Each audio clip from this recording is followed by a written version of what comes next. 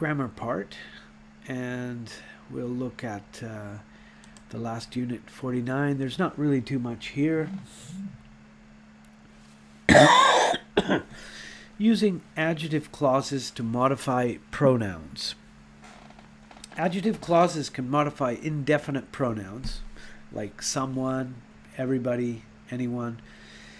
Object pronouns whom, who, that, which are usually omitted in the adjective clause, or the relative clause, you can call it. There's someone whom I want you to meet. Okay, whom is completely optional. There's someone I want you to meet. In B, everything he said was pure nonsense. Everything that he said. C, anybody who wants to come is welcome. Here we have who. This is necessary.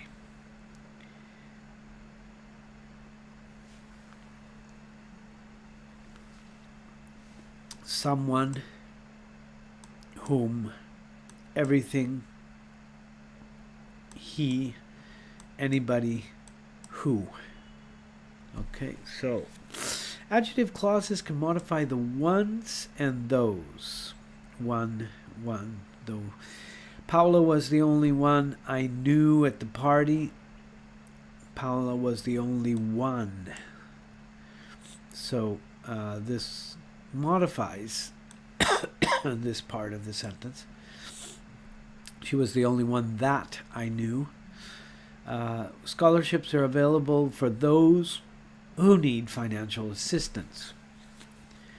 Those people who need financial assistance. I'm giving you more information about those. That's why it's an adjective clause. Adjective clauses are almost never used to modify personal pronouns. Native English speakers would not write the sentence in F. Okay, let's see this. I, who am a student at this school, come from a country in Asia. Yeah, this doesn't sound very natural. Instead, G is possible. It is I who am responsible. That's very formal.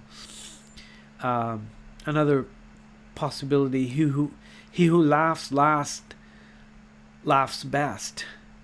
This is a well-known saying. He is used as an indefinite pronoun meaning anyone.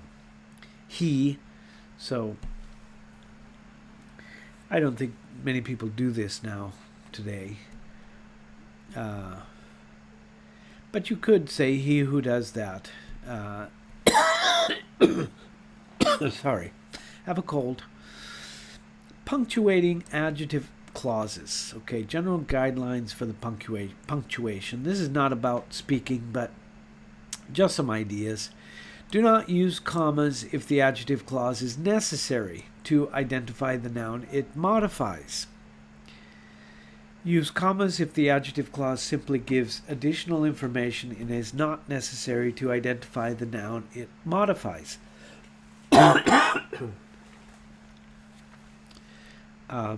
Let's look at an example. The professor who teaches Chemistry 101 is an excellent lecturer. You'll see that there are no commas. The adjective clause is necessary to identify which professor is meant. Okay, I'm sorry for you who are, those who are following the podcast. You can't see this sentence, but there are no commas. The professor who teaches Chemistry 101 is an excellent lecturer. Okay, let's look at another example with commas. Professor Wilson, comma, who teaches Chemistry 101, comma, is an excellent lecturer. Here the adjective clause is not necessary to identify Professor Wilson. We already know who he is. He has a name. The adjective clause simply gives additional information. Non-necessary, non-essential. There's a lot of different words you can use to describe this type of adjective clause or relative clause.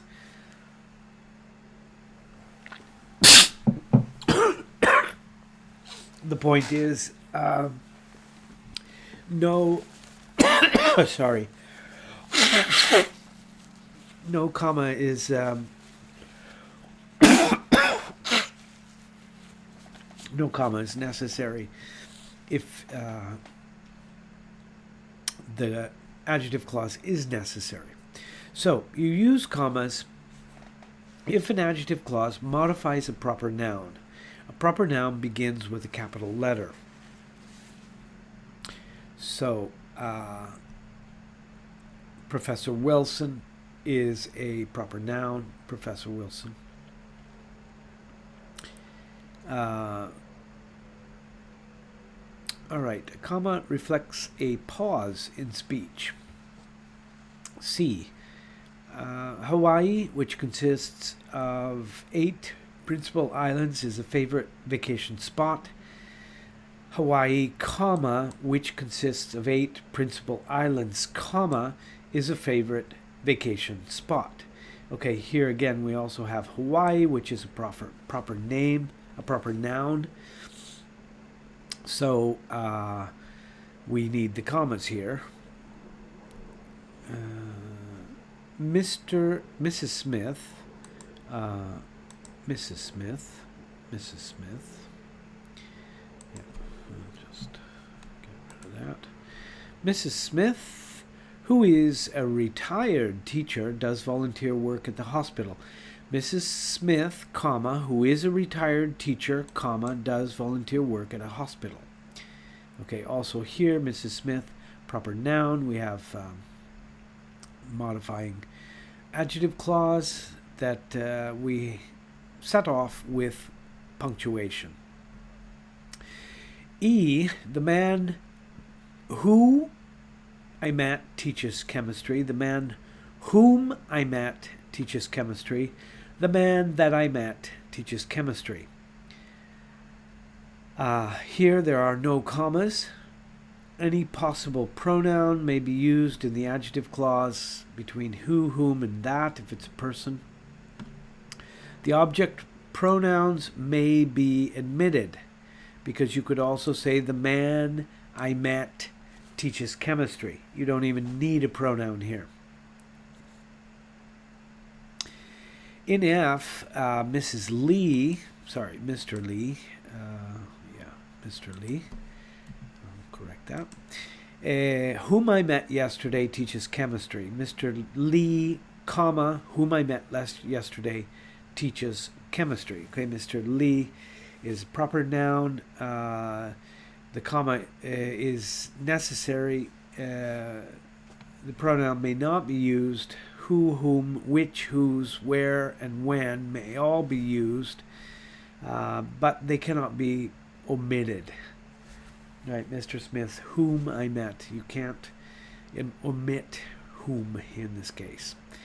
Okay, let's compare the meaning. The use of comma means that all of the children wanted to play. Oh, sorry. I have to give you the sentence first. So down here. We took some children on a picnic. The children, comma, who wanted to play soccer, comma, ran to an open field as soon as we arrived at the park. Okay, the use of commas means that all of the children wanted to play soccer, and all of the children ran to an open field. The adjective clause is used only to give additional information about the children. So let me just read this without the adjective clause. The children ran to an open field as soon as we arrived at the park. You see, the children, all of the children. The extra information, who wanted to play soccer, I'm not identifying the children here. I'm only telling you extra information. That's why they went to the field. They wanted to play soccer. But it was not necessary to say that. Let's look at H. We took some children on a picnic. The children who wanted to play soccer ran to an open field as soon as we arrived at the park. In this case, there are no commas. This means that only some of the children wanted to play soccer.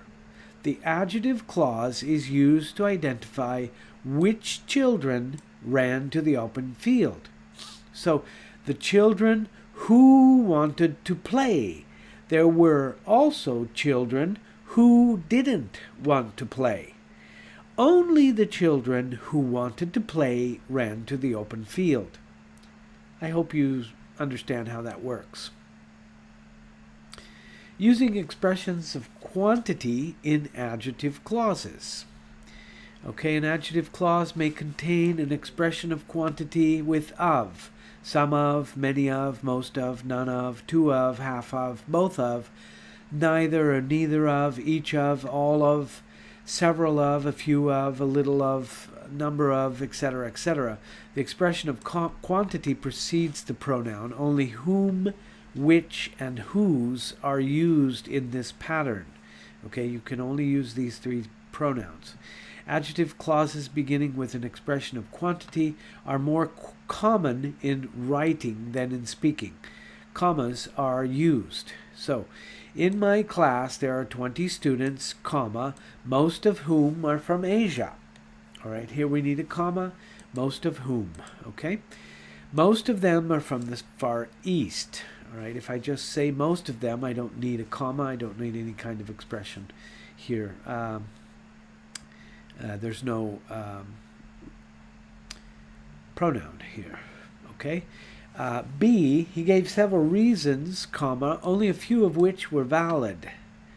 Okay, here I've got a comma. This is telling you that he gave several reasons, only a few of them were valid.